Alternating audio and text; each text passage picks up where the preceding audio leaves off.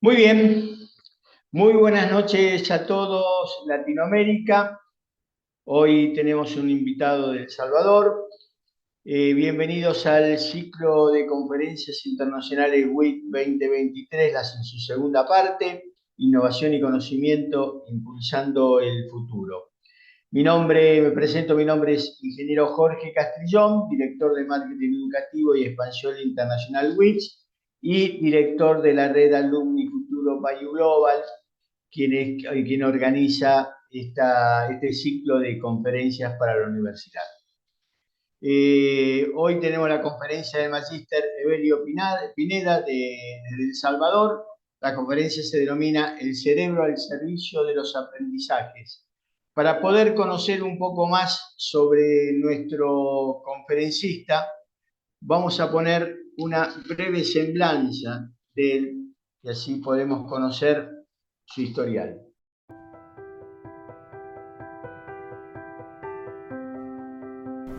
Magíster Evelio Pineda, doctorando en Educación e Innovación por la Universidad de Investigación e Innovación de México UICS, máster en Docencia Universitaria, licenciado en Psicología, psicoterapeuta certificado en Tratamiento de Adicciones por el Ministerio de Salud El Salvador, con estudios de posgrado en Excelencia Pedagógica. Ha sido coordinador de maestría en Docencia Universitaria, asesor y jurado en procesos de maestría. Es maestro universitario a nivel de pregrado y posgrado en las áreas de Ciencias Sociales y Económicas. Actualmente es coordinador de orientación académica y tutorías para la Universidad Salvadoreña Alberto Masferrer, en programas de apoyo a estudiantes y formación docente.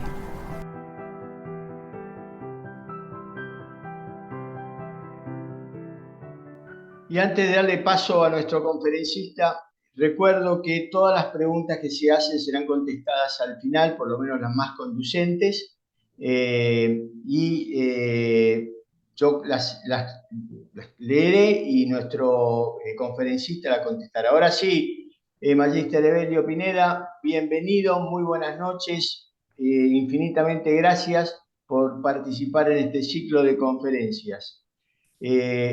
Ahora dejo de compartir y la pantalla va a ser toda suya.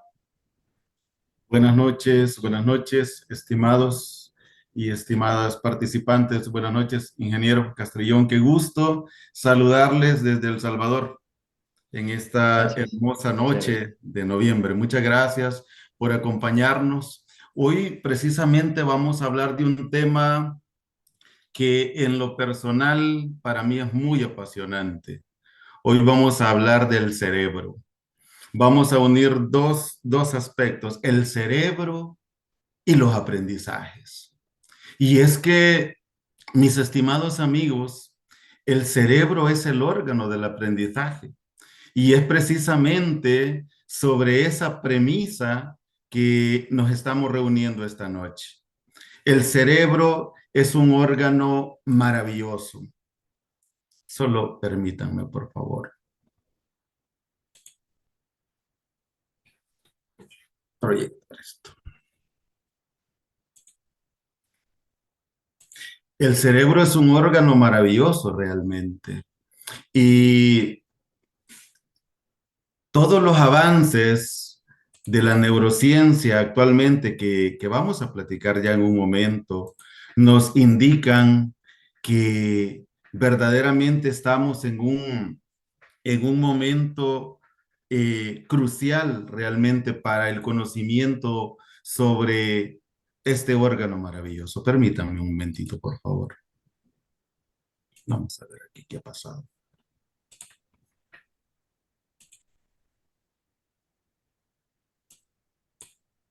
Aquí.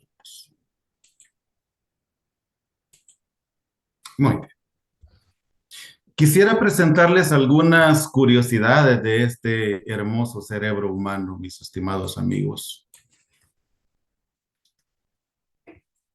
La neurociencia nos ha enseñado hoy aspectos que antes no conocíamos del cerebro humano, pero hoy lo sabemos. No siente dolor nuestro cerebro. Nunca descansa. Nunca descansa nuestro cerebro. Estamos todo el tiempo utilizando este órgano maravilloso. 60% es grasa, consume el 20% de nuestro oxígeno. Eso explica por qué es tan delicada la falta de oxígeno para nuestras neuronas. Y pues está compuesto por más de 100.000 millones de neuronas interactuando con células especializadas que le ayudan, las células gliales. Alrededor de 100.000 millones de neuronas forman nuestro cerebro.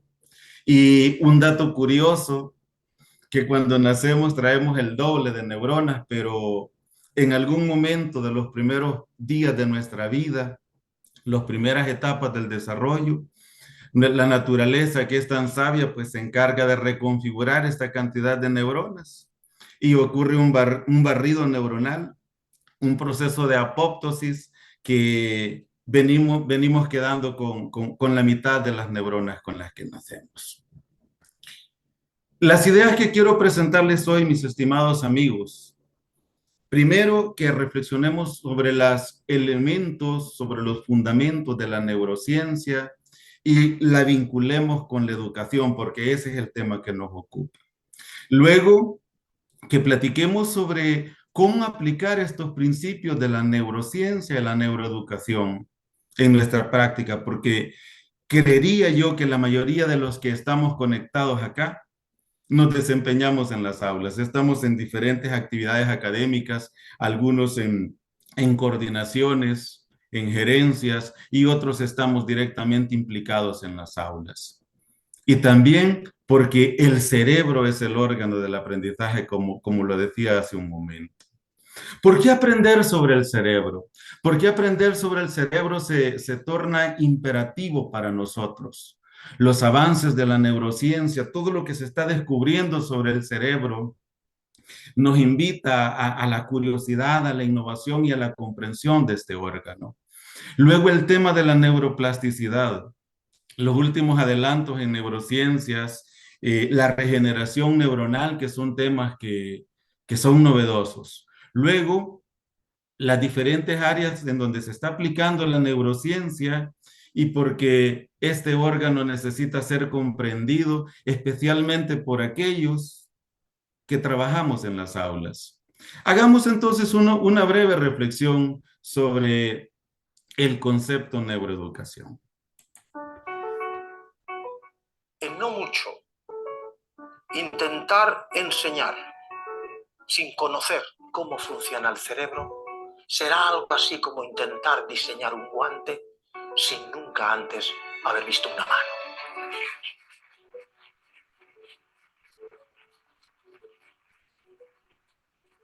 La cultura en que vivimos y que hemos conocido y conocemos se está muriendo. Está naciendo una nueva cultura, la cultura neuro, que significa el darnos cuenta que el ser humano, lo que es el ser humano, lo que siente, lo que cree, lo que piensa, lo que hace, y en ello está evidentemente aprender y memorizar, es producto del funcionamiento del cerebro. La importancia, por tanto, de ello es trascendente. Pero es tan nuevo que es discutido todavía. Hay docentes de prestigio que todavía en este momento dicen es que no es tampoco tan necesario hablar del cerebro. Yo puedo explicar lo mismo sin apelar al cerebro. Yo digo que por lo menos la neuroeducación hay que aplicarla ya, aunque solo sea, o aunque solo fuere, para atajar, destruir lo que son, y ustedes y vosotros habéis oído hablar de ello, los mitos, neuromitos o falsas verdades. Hoy todo el mundo habla del cerebro, porque es la referencia importante, más allá de la filosofía. Es lo que nos aporta datos constatados. Y cuando hablamos así, hablamos de que podemos hablar de la memoria, del aprendizaje y de la memoria. Podemos hablar, insisto y lo repito, de valores y normas, pero podemos hablar ya con fundamento de lo que significa y el valor que tiene la atención. Por ejemplo, el ejemplo más paradigmático del valor que puede tener la neuroeducación es para habernos dado cuenta en un tema tan debatido como es ¿cuándo comienza un niño a leer? ¿A los 3 años? Evidentemente no. El niño que, sin embargo, tarda hasta los 7 años, evidentemente no. Se estima por observación que el niño en general de un colegio a los 5 años, 6 años ya está listo para aprender a leer, pero no todos. ¿En qué se fundamenta ahora que la neurociencia neuroeducación pueda decir algo? En que sabemos que áreas fundamentales del cerebro, como es el área 23 y 44, en fin, áreas de Broad, ciertas áreas del cerebro, la corteza parietal posterior y la temporal superior, hay un área en donde la esencia de la lectura está en transformar el grafema en fonema. Si eso no ocurre, se lee muy mal o cuesta mucho. O hay que acudir a expandir los circuitos en otras áreas que cuesta sangre, que quiere decir castigo, quiere decir desazón, quiere decir malestar del niño al aprender. Y aprender algo, si hay que aprenderlo bien, hay que hacerlo con alegría. ¿Qué es cuando se aprende? Es cuando te da gusto. Eso se logra en la lectura a partir de los 6-7 años.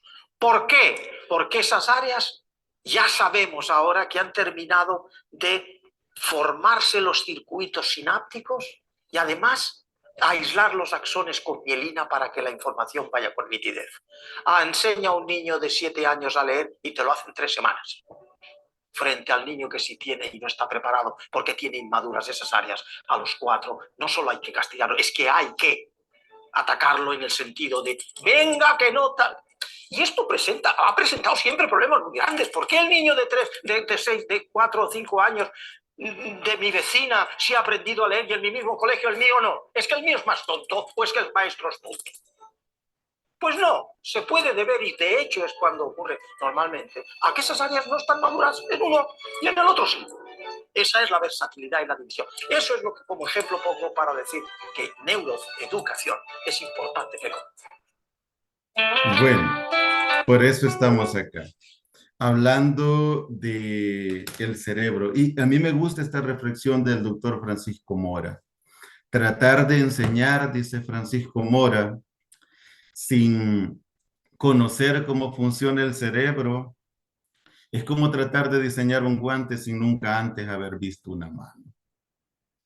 Necesitamos comprender, al menos básicamente, el funcionamiento cerebral, los estilos de aprendizaje de nuestros estudiantes, sus motivaciones, sus maneras de aprender, sus maneras de apropiarse de los conocimientos para poder ser efectivos en nuestra práctica como maestros o para aquellos que estamos acá que también tenemos el rol de estudiantes. Entonces, mis estimados, se fusionan estas disciplinas, la neurociencia que al final es un conjunto de disciplinas, la pedagogía, la didáctica, la psicología, y nace este nuevo enfoque de la neuroeducación. Las neurociencias, refiriendo a Blackmore y Britt, la neurociencia es un tipo de paraguas, dicen estos autores, paraguas que albergan diferentes conocimientos. Allí es donde viene lo rico de esta plática, que por lo menos mi pregrado es en psicología, luego estudié la educación y cuando integramos todo este conocimiento, estimados, se vuelve realmente motivador, interesante, apasionante este viaje por la educación. No debe considerarse la neurociencia como una disciplina, sino como un conjunto de disciplinas, porque ya vimos que acá convergen muchas. Ahora, la neurociencia está acercando a los maestros a conocer el cerebro y su funcionamiento. Ahora nos estamos interesando en este tema porque se ha demostrado el gran aporte de esta ciencia al campo pedagógico con lo que respecta al funcionamiento del aprendizaje, procesos cognitivos, memoria, atención, concentración, razonamiento. Y entonces los maestros nos estamos volviendo cada vez más curiosos en este tema. Los centros educativos, porque este es el otro enfoque de la neurociencia, los centros educativos se renuevan, se rejuvenecen con esta visión y se convierte en un lugar ideal para sistematizar y aplicar los aportes de las neurociencias. Aquí convergen la psicología, la pedagogía y los centros educativos renuevan. A mí me gustó escuchar al ingeniero Castrillón hablando del modelo disruptivo de la UICS. Una palabra que fue como el anzuelo que me atrajo a mí para estudiar en esta universidad. Lo disruptivo, lo innovador, y es que si queremos ser innovadores, debemos hacer cosas nuevas, pero cosas nuevas orientadas hacia lo bueno. La neuroeducación, entonces, ayuda a establecer lazos entre neurociencia y sus aplicaciones en educación para armonizar las metodologías de enseñanza, para adaptar la práctica áulica. Y respecto a este impacto de la neurociencia en los procesos de formación educativa, son innumerables los aportes de esta ciencia, citando a Salazar y a Francisco Mora. Ahora, hoy vamos a conocer algunos datos curiosos del cerebro, la fisiología del cerebro, que implica un proceso de construcción de los aprendizajes, el cerebro que integra diversos modos de representación de la realidad. Sabemos que los seres humanos aprendemos de variadas formas, aprendemos en diferentes contextos, en diferentes interacciones, y que allí está ocurriendo esa actividad cerebral. Sabemos que el aprendizaje compromete la fisiología humana. El aprendizaje inicia por las emociones, por la fisiología y la búsqueda de lo significativo. Sabemos que el ser humano es por naturaleza curioso, que el ser humano por naturaleza se estimula por lo novedoso, por aquello no conocido. Entonces,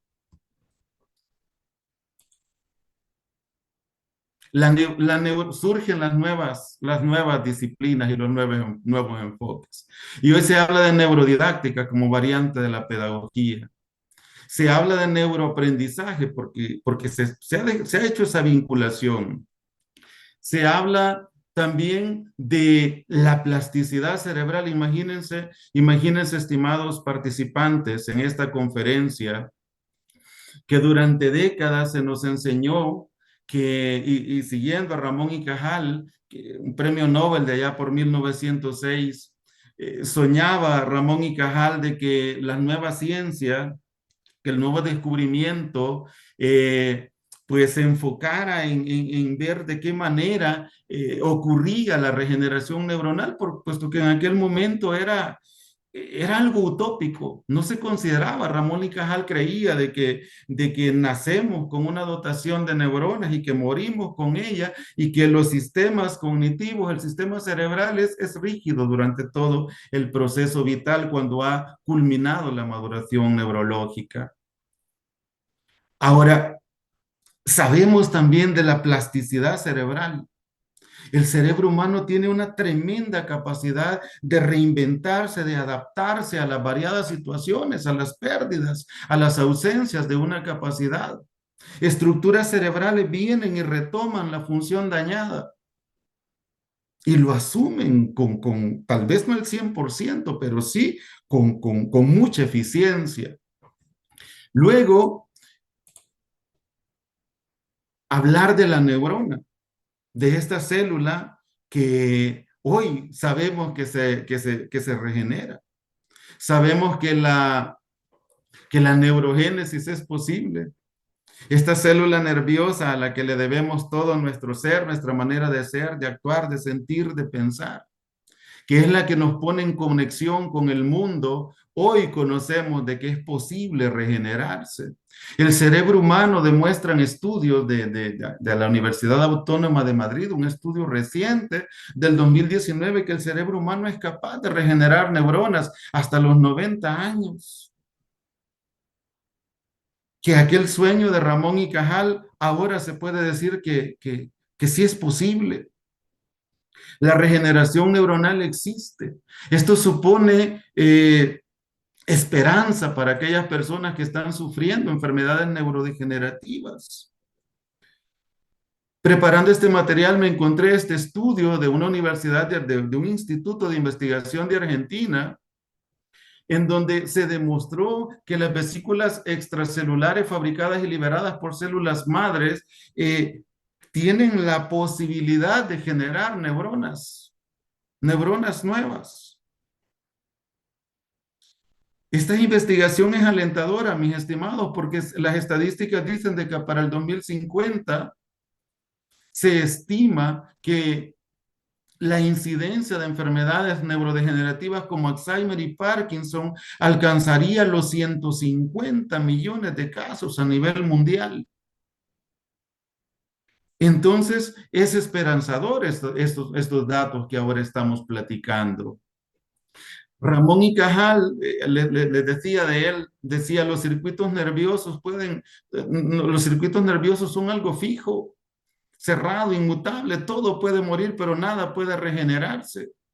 Y es tarea de la ciencia del futuro el modificar este cruel decreto. Ahora la ciencia del futuro está trabajando sobre estas ideas de Ramón y Cajal. Aquí tenemos, voy a descubrirles por acá, que al principio se me había bloqueado esta cuestión y no me dejaba activar el modo presentación. Miren estas imágenes, mis estimados participantes. Evidencias de la neurogénesis. Personas que fueron sometidas a estimulación cognitiva. Aquí vemos redes neuronales sin estimulación. Aquí vemos redes neuronales 2 semanas de estimulación cognitiva con la batería de estimulación cognitiva de Cognifit. Y aquí vemos lo que ocurre 2 meses después de estimulación cognitiva. Vemos las nuevas ramificaciones, las nuevas conexiones sinápticas. Esto es alentador, pero obviamente esto implica grandes retos. Ya vamos a hablar de cómo estimular estas redes neurales. La lectura, el ejercicio y muchos hábitos saludables que también interactúan en este proceso. Ahora, ¿cómo aplicar estos conocimientos de la neuroeducación? Que es el segundo tópico. Y sigo refiriendo al doctor Francisco Mora. ¿Cómo se aplican estos conocimientos en el aula? Las emociones, dice Francisco Mora, son fundamentales en la elaboración de los aprendizajes para el ser humano. Y es que el ser humano solo aprende cuando hay emoción. Eso quiere decir que los maestros debemos proveer escenarios pedagógicos altamente estimulantes, altamente motivadores, en donde el maestro no solo enseñe con emoción, sino que ejecute estrategias para que los estudiantes se activen emocionalmente. Conocemos lo que sucede cuando el estudiante está motivado, está emocionado. Cuando se está trabajando sobre esta dimensión afectiva, las implicaciones que tienen en la dimensión cognitiva, en la capacidad de enfoque de los estudiantes. Y esto aplica para todos los contextos. Desde los pequeñitos de la educación inicial y parvularia hasta los jóvenes universitarios. Ahora, en otro sentido, es importante también porque nos permite darnos cuenta de la dimensión integral de nuestros estudiantes. Sabemos de que nuestros estudiantes tienen esa capacidad de pensar, de aprender. Y ahora, si unimos estos conocimientos, sabemos de que el canal perfecto para llegar a esas cogniciones son las emociones, es cuidando la dimensión afectiva. Yo estoy trabajando, tengo una propuesta de trabajar la emocionalidad competente en nuestros jóvenes universitarios. Porque hemos descubierto esa premisa para el aprendizaje. Maturana decía, es que cambiando la emoción se cambia el dominio de acción y la reflexión. Se cambia el modo de pensar, de razonar, de sentir y de expresar. Cuando el aula es un ambiente cálido, es un ambiente afectivo, el estudiante está listo para aprender y allí los maestros debemos comprender la importancia de la conexión entre la emoción, sentimiento y pensamiento. Como muy bien nos decía Freire, es que no es solo transmisión, es proveer ambientes en donde el aprendizaje ocurra, en donde éste se dé de manera casi natural. El cerebro produce neurotransmisores. El papel de los neurotransmisores en los aprendizajes. El cerebro es una máquina predictiva. Las experiencias previas, las características de personalidad, tanto del estudiante como del que enseña, estimulan la liberación de neurotransmisores. Y estos neurotransmisores hay algunos que están a favor de los aprendizajes, pero hay otros que no. La liberación y recaudación de estos neurotransmisores, como la dopamina, el placer por aprender, como la oxitocina, ver al maestro como alguien cálido, como alguien que me enseña, como alguien que está allí para mí. En ese contexto, el apego seguro se convierte en una premisa para estos contextos altamente estimulantes emocionalmente.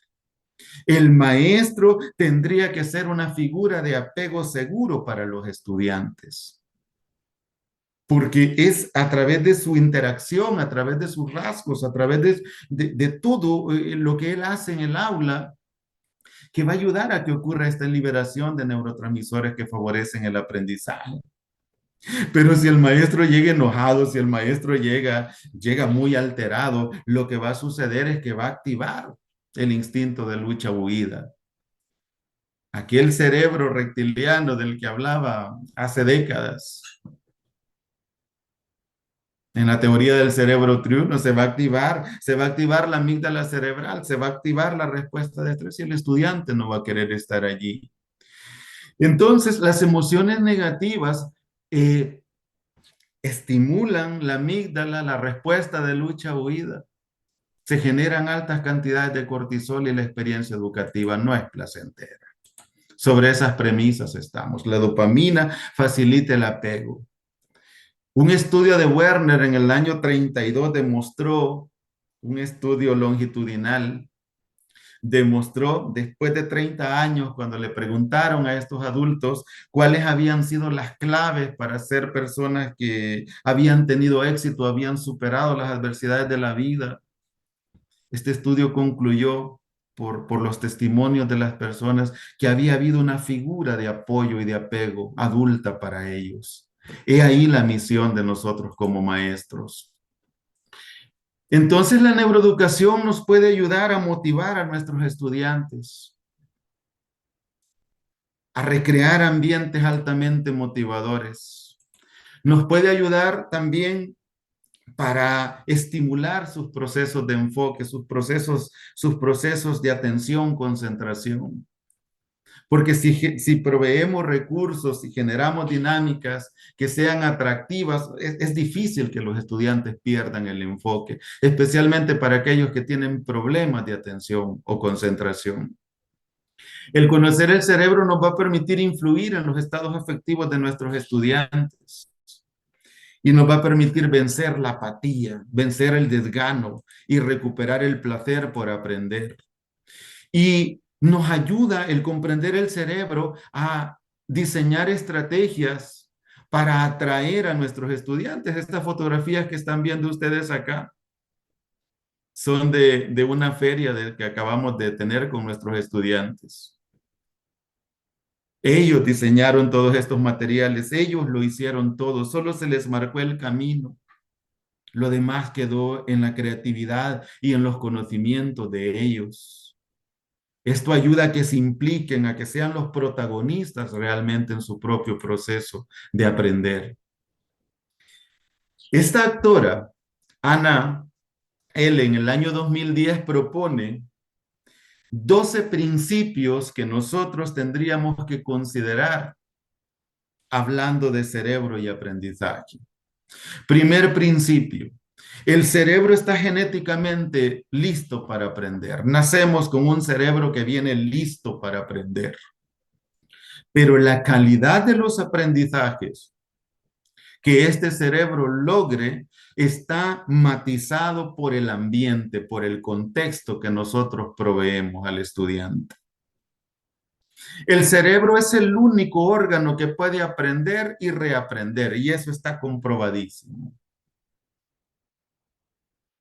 Podemos aprender, reaprender, repensar nuestros propios aprendizajes, la metacognición, evaluar nuestros propios aprendizajes, y eso solo lo hace el cerebro humano. Un entorno adecuado y enriquecido despierta el cerebro para aprender. Volvemos a los ambientes de aprendizaje. El ambiente influye. Y número 4, el estrés y el sueño cambian el cerebro. Y aquí esto es un reto porque estamos en una generación post-pandemia de jóvenes, de niños y jóvenes estudiantes que adquirieron muy malos hábitos, muy pocas horas de sueño, mucha exposición a la tecnología, mucha falta de ejercicio, mucho ocio, y esto está afectando también el aprendizaje porque las funciones cognitivas, las funciones emocionales no están activas y si eso ocurre, el cerebro no está listo para aprender. Entonces nuestros estudiantes están llegando a nuestras aulas desmotivados, somnolientos. Número 5, las emociones afectan de manera positiva o negativa el cerebro. Esto ya lo vimos. Afectan porque activan o porque producen neurotransmisores a favor del aprendizaje o neurotransmisores a favor de la lucha-huida, la respuesta de estrés. Las experiencias directas y concretas, vamos al aprendizaje experiencial. Necesitamos hacer que nuestros estudiantes experimenten con los contenidos, que se apropien de los temas, que los vivan, que los encarnen, que los sientan. Esas experiencias concretas estimulan el aprendizaje. Necesitamos darnos cuenta también de lo importante de educar a nuestros estudiantes en el tema de hábitos, que es algo que yo hago. Esa es parte del trabajo que yo desarrollo en la institución. Trabajar el tema de los hábitos, el ejercicio, las pausas activas, la oxigenación, ejercicios de respiración, la música, el arte. Necesitamos educar a nuestros estudiantes en todas estas estrategias. Luego, el cerebro posee diferentes sistemas de memoria, diferentes sistemas de aprendizaje. Es allí donde los maestros, los que nos dedicamos a la docencia, debemos procurar que nuestras estrategias permitan que se estimulen todos los estilos de aprender del estudiante. El cerebro está allí, la capacidad de memoria, la capacidad de procesamiento del cerebro está allí, pero necesitamos estimularlo. El cerebro tiene sistemas naturales de aprender. Cada cerebro es único e irrepetible y el aprendizaje cambia el cerebro. Quisiera hacer unas reflexiones también sobre el tema de los neuromitos. Un neuromito era el de Ramón y Cajal, cuando decía el cerebro, neuronas, nacemos con cierta cantidad de neuronas y no vamos a lograr más. Ese era un neuromito en aquel entonces, que ahora ya quedó descartado. Los neuromitos como creencias falsas, como ideas preconcebidas que no han pasado por el filtro del método científico. Este señor Luis Miguel García propone una serie de neuromitos y razona el por qué lo son y el por qué nosotros tendríamos que estar permeando estas ideas preconcebidas porque dice él son peligrosas, tanto para el que enseña como para el que aprende, porque si las asumimos como verdades, pues vamos a cometer errores. Primer neuromito, que solo usamos el 10% del cerebro. Hace tiempo miraba yo una película donde Morgan Freeman está ahí hablando de esto, que solo usamos el 10% de la capacidad cerebral. Eso no es cierto. Usamos todo nuestro cerebro, que algunos lo utilizamos más y otros menos. Eso sí es cierto. Porque aquellas personas que llevan vidas sedentarias intelectualmente, que no leen, que no ejercitan su mente, obviamente no lo están utilizando todo, pero no es cierto que esto sea una verdad para todos. Que el hemisferio izquierdo y el derecho, cada quien en lo suyo. Este es el modelo que propuso Sperry hace años de la simetría cerebral. Siempre hemos oído que el hemisferio izquierdo es lógico, que el hemisferio derecho es emocional, que este es analítico, que este es sintético, que este es metódico, que este es más amplio, más holístico. Pero no es completamente cierto, porque a través del cuerpo calloso ambos hemisferios se comunican, dialogan y resuelven problemas juntos. Sí es cierto que hay dominancias, pero no es cierto que cada quien en lo suyo. Que el hemisferio izquierdo controle el lenguaje. Otra verdad que se enseñó durante mucho tiempo. Sabemos que el hemisferio izquierdo es dominante para el lenguaje, pero no quiere decir que el otro hemisferio no esté implicado también en el procesamiento del lenguaje. De hecho, fíjense, aquí les escribí un ejemplo. Cuando escuchamos una palabra en el oído izquierdo, la escuchamos aquí, o derecho, se procesa en el hemisferio contrario, porque somos así. Esta área de nuestro cerebro controla lo que ocurre acá y viceversa. ¿Que hay estudiantes de hemisferio izquierdo y derecho? Bueno, ya lo decíamos, no es completamente cierto. El efecto Mozart, que al reproducirle música de Mozart a los niños, los vamos a hacer tremendamente inteligentes y habilidosos para los números, no es 100% cierto. Toda la música en algún momento ayuda al aprender, dependiendo de los estilos de aprendizaje de cada estudiante. Yo he tenido experiencias donde le pregunto al estudiante y no le distrae esa música y me dice, no, a mí me gusta y me ayuda. Y yo le digo, no, a mí no, pero es que cada quien tiene su propio estilo. Luego, la importancia de los 3 primeros años. Sabemos desde la psicología evolutiva que los primeros pasos, que la infancia y la niñez temprana son etapas sensibles, son periodos sensibles para aprender. Eso lo sabemos. La ciencia lo ha demostrado, pero no es cierto que los siguientes años de nuestra vida no sigamos aprendiendo y no sigamos regenerando nuevos esquemas, nuevos patrones. Si bien es cierto que hay periodos sensibles para aprender algunas competencias, los seres humanos nos reinventamos cada día y dejamos de aprender hasta nuestro último suspiro. Entonces, mucho cuidado con los neuromitos. Pueden ser peligrosos. Por aquí están la última idea ya para ir cerrando. ¿Por qué el cerebro y los aprendizajes? Porque, como decía Francisco Mora, si conocemos al menos básicamente el funcionamiento del cerebro, podremos innovar. Podremos innovar primero nuestros propios esquemas mentales, nuestras propias creencias, nuestros propios paradigmas. Y cuando rompamos nuestros propios paradigmas, vamos a, como en aquel proverbio chino del aleteo de la mariposa, replicándolo en toda la comunidad. Primero, en la comunidad educativa en donde trabajamos.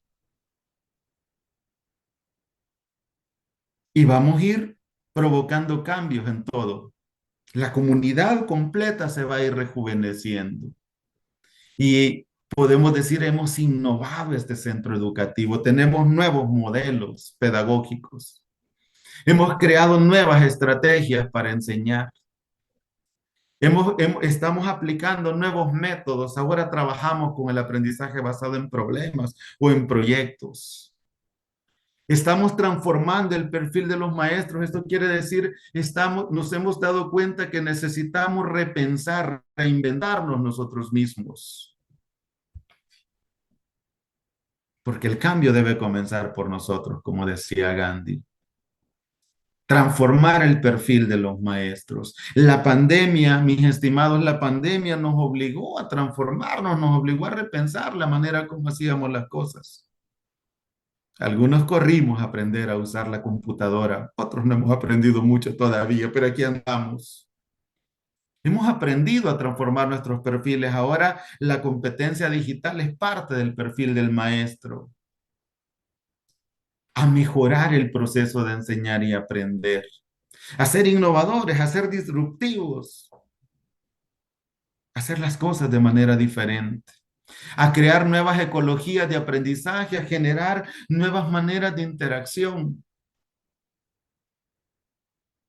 nuevos escenarios, nuevas estrategias, nuevos recursos, nuevas formas de hacer las cosas.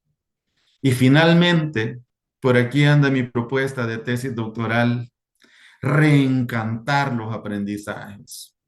Ese verbo me gusta. Reencantar los aprendizajes, reencantar los deseos de nuestros estudiantes, ya sean niños o jóvenes, por aprender, que disfruten aprender, que se deleiten aprendiendo, pero no solo reencantar los aprendizajes de ellos, sino reencantar también los aprendizajes nuestros. Alguien dijo: quien se atreva a enseñar, que se atreva también a aprender. Y por eso estamos aquí. Estos conocimientos nos ayudan a repensar nuestro propio estilo y a redescubrir la pasión por enseñar y la pasión por aprender. Quiero decirles, finalizando, que en mi experiencia yo he tenido momentos tan gratificantes con mis estudiantes, en donde me han enseñado tantas cosas que no he tenido más que dejarme enseñar por ellos.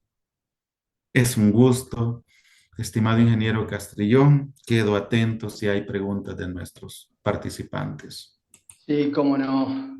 Realmente maravilloso esta conferencia y me encantó, he aprendido muchísimo, Evelio. Realmente, como decimos, hay un trabajo muy importante que tenemos que hacer de entrenamiento con nuestro cerebro.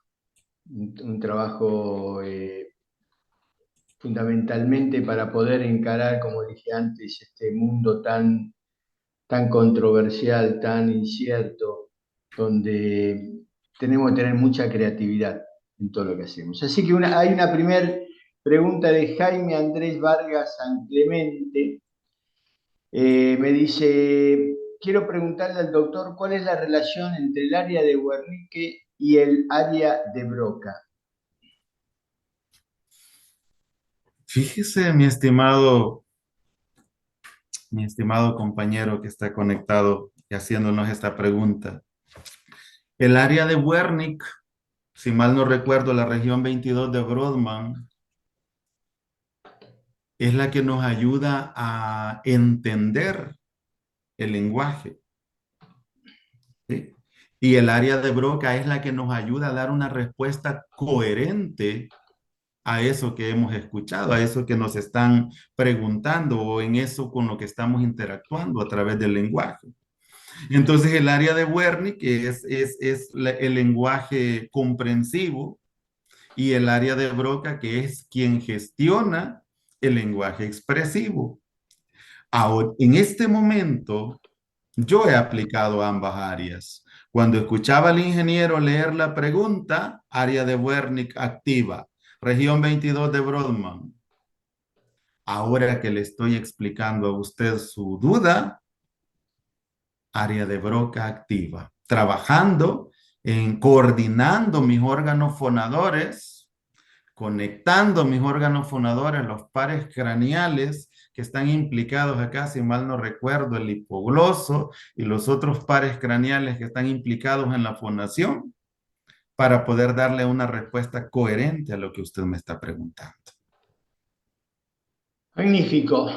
Otra pregunta que está aquí es la siguiente. Segundito, voy a leerla. ¿Cómo ha impactado la tecnología en la relación entre el cerebro y el proceso de aprendizaje? Pues la verdad que es preocupante. A mí me aflige.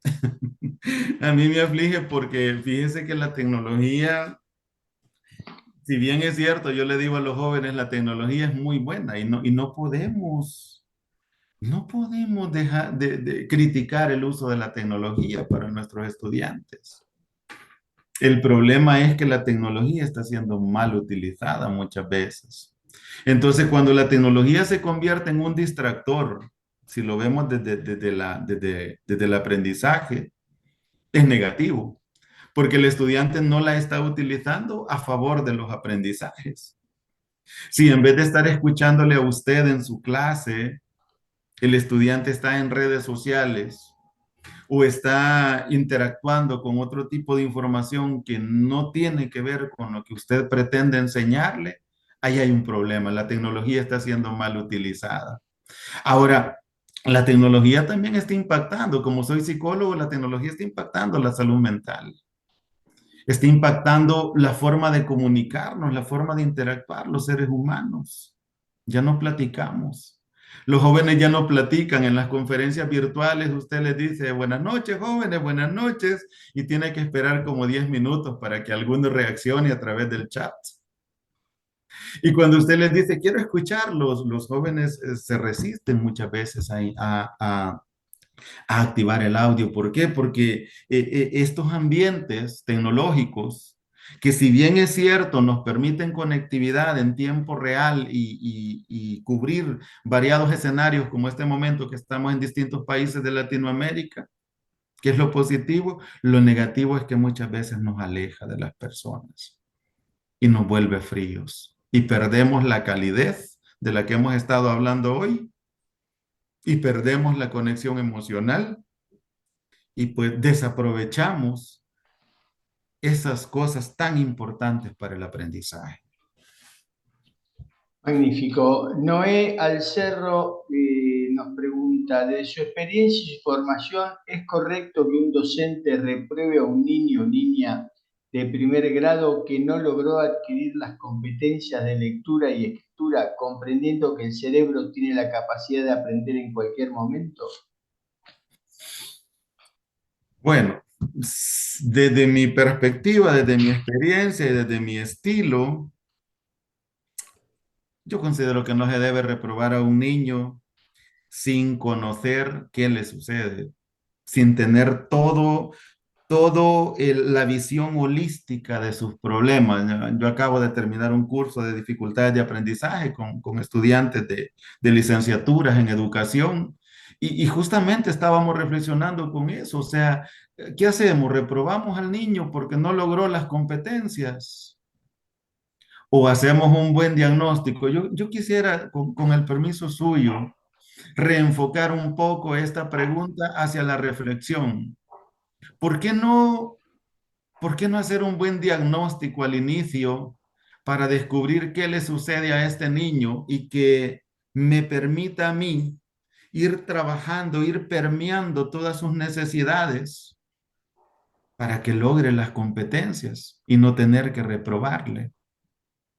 ¿Por qué no integrar a toda la comunidad educativa a favor de los aprendizajes de ese niño para no tener que reprobarle?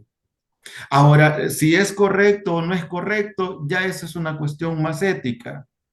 Pero desde la psicopedagogía, mi abordaje sería intervenir oportunamente para no llegar a ese momento.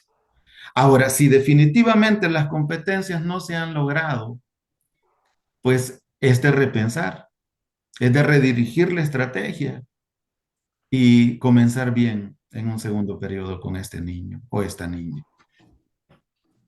Ok, Luis Manuel Tinoco nos pregunta, doctor, ¿quedó en el olvido las situaciones auditivas kinestésicas?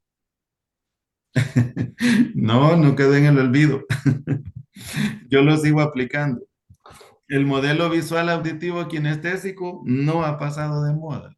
No ha pasado de moda. Fíjese que en mi práctica yo procuro al inicio de cada ciclo aplicar un test de estilos de aprendizaje, el modelo visual auditivo kinestésico.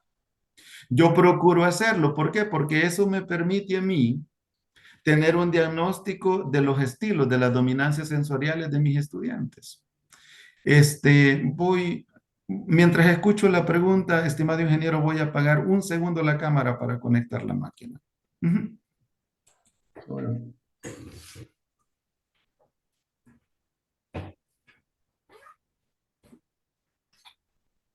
Adelante, por favor. Voy a esta pregunta. Rodrigo Hernán Rivas Paz pregunta, si la capacidad de jugar está fuertemente relacionada con el desarrollo cognitivo y el bienestar social y emocional, ¿considera usted que la gamificación es un aporte fundamental para promover la plasticidad cerebral en todos los niveles educativos? Definitivamente. Definitivamente. En la psicología del desarrollo, aprendemos de que los niños, valga la redundancia, aprenden jugando. Toda estrategia lúdica es bienvenida a favor de los aprendizajes. Si usted gamifica su aula, ya sea presencial o no presencial, téngalo por seguro que sus estudiantes, sus niños, sus niñas, sus adolescentes, sus jóvenes van a aprender. ¿Por qué van a aprender? Porque los seres humanos, nadie nos enseñó a jugar, lo hacemos por naturaleza. Aprendemos y el aprender es algo que lo hacemos naturalmente. No se necesita forzar a nadie para que juegue. Entonces, si mi estrategia como maestro es aprovechar el juego para ayudar al estudiante a apropiarse de las habilidades que yo necesito, la gamificación es genial para eso. Se la recomiendo. De hecho, en los nuevos modelos pedagógicos, la gamificación está en boga actualmente. La gamificación y el ABP son dos modelos que están utilizándose mucho, además del Flip and Learning. Ok, un saludo para Rodrigo y Jafet, que nos conocimos en Cuernavaca en su estancia doctoral. Josué Osorio, el no realizar una ejercitación cerebral oportuna puede ocasionar enfermedades neurodegenerativas. Pues eso es, mi estimado Josué, ¿verdad? Lo que la neurociencia está descubriendo, que aunque no hay datos concluyentes que digan de que por no leer ocurre, pero sabemos de que los cerebros que se mantienen activos tienen menos probabilidades de desarrollar enfermedades neurodegenerativas. Ahora, aquí hay que estudiar también, hay que ver la historia de la persona, hay que ver la historia familiar, pero es preocupante realmente el tema de las enfermedades neurodegenerativas. Ya les decía, 150 millones de personas con enfermedades neurodegenerativas es la proyección que se tiene para el 20, para los años venideros. Y eso es alarmante. Allí es donde viene nuestro papel como maestros.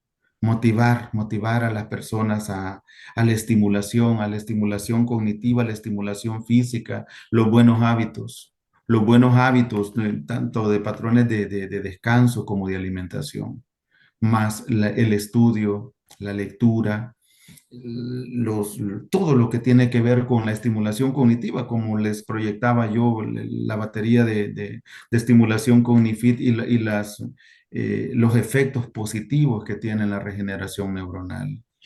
Adelante, por favor. Guadalupe Bravo Celdeño dice, ¿la inteligencia artificial hace mucho daño al ser humano? Depende, Guadalupe. Fíjese que la inteligencia artificial, sabiéndola utilizar, puede estar a favor de los aprendizajes. ¿Cuántos de nosotros utilizamos a veces las aplicaciones? Ahora nuestros jóvenes están siendo expertos en ChatGPT. Y lo que nosotros tenemos que hacer como maestros es guiarles, decirles cómo utilizar las aplicaciones, porque si permitimos que la tecnología haga la tarea del humano, allí sí es peligroso. Pero si utilizamos la tecnología, la inteligencia artificial, a favor del aprendizaje, solo para marcarme una ruta y el resto lo hago yo, estoy utilizando la tecnología, la inteligencia artificial a favor del aprender. Entonces, lo que pasa es de que en este tiempo ya no podemos divorciarnos de esa situación, es un hecho. Y va evolucionando, va a pasos agigantados. Entonces, no podemos como satanizar la inteligencia artificial porque ya está con nosotros. Lo único que necesitamos es enseñarle a nuestros estudiantes a utilizarla de manera equilibrada, de manera responsable. y puede ser un aliado, un buen aliado para aprender y para trabajar también.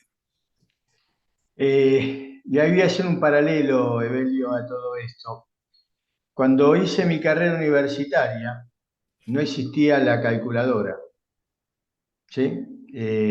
Imagínate hacer la carrera de ingeniería sin calculadora, la cantidad de cuentas a mano que he hecho. Prácticamente hoy la inteligencia artificial equivale a la computadora de otro momento cuando se las prohibía en la escuela. Es decir, si sabemos por lo menos qué es lo que está haciendo, por más que la inteligencia artificial nos dé la información, si no sabemos de qué está hablando, no sirve para nada.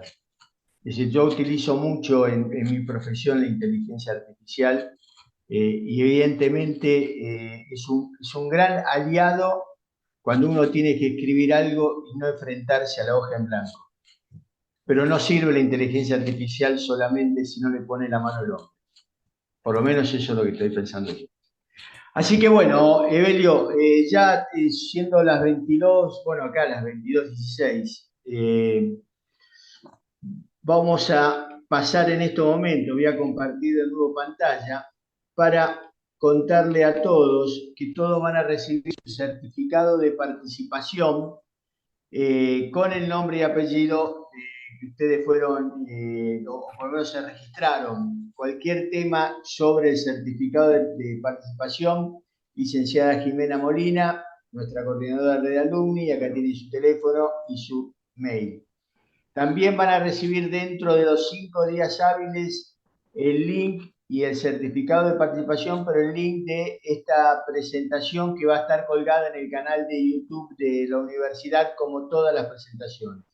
Si alguien quiere encontrar, digamos, una presentación de una conferencia anterior, puede perfectamente entrar en nuestra página, en el sector Comunidad Wix, en el sector Red Alumni y ciclo de conferencias. Ahí están todas las conferencias para que ustedes las puedan ver, como todos los conferencistas con su currículum. Así que voy ahora a lo que es prácticamente los próximos eventos de noviembre y diciembre. Noviembre, por último, que nos queda el doctor Ernesto Figueroa Escobar, gestión curricular y seguimiento a resultados de aprendizaje, la solución Key Learning, jueves 30 de noviembre. Y voy a levantar esto porque no veo. A las 18 horas México, 19 horas Colombia, Ecuador, 19 horas de Estados Unidos. El ponente es de Estados Unidos y habla castellano, obviamente. Otro tema que estamos también por enfrentar es esta conferencia del diseño universal del aprendizaje desde un enfoque curricular transcomplejo. La doctora Tania Jenny Torres Pernía desde Venezuela, desde un enfoque curricular, bueno, ya dije el título, martes 5 de diciembre, 18 horas México, 19 horas Colombia, Ecuador, 20 horas de Venezuela. A estas conferencias nos van a quedar 2 más por este año, la próxima semana a este martes 5. Y ahora sí, ya prácticamente llegando al final de nuestro encuentro, como siempre les comento, se va a abrir una encuesta de satisfacción cuando cierre este Zoom. Y importantísimo que ustedes la puedan contactar para nosotros, importantísimo, eso nos permite que poder tener sus conocimientos sobre sus sensaciones, qué piensan, qué le gustó, qué no le gustó. Como siempre cuento, nos interesa más qué no le gustó, porque de esa manera aprendemos. Y ahora sí, Evelio, un placer, te agradezco muchísimo. He aprendido mucho sobre la neurociencia y sobre los mitos de la neurociencia también. Así que gracias por todo, Evelio. Tus palabras finales. Estoy para servirle, ingeniero. Saludos, saludos. Muchas gracias. Muchas gracias a todos los que nos acompañaron. Bendiciones. Feliz noche. Gracias a usted, Evelio. Y bueno, y termino como me gusta terminar siempre, para todos los que han estado, son asiduos a iba a decir este programa de radio, este ciclo de conferencias. Lo importante es que sean felices en su vida. Esto es lo más importante. Así que muy buenas noches, Latinoamérica, y nos vemos muy pronto.